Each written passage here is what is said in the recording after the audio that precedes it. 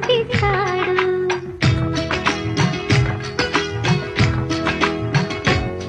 తన ఇంటికి కళ తెచ్చే మహాలక్ష్మిగా పూజిస్తాడు.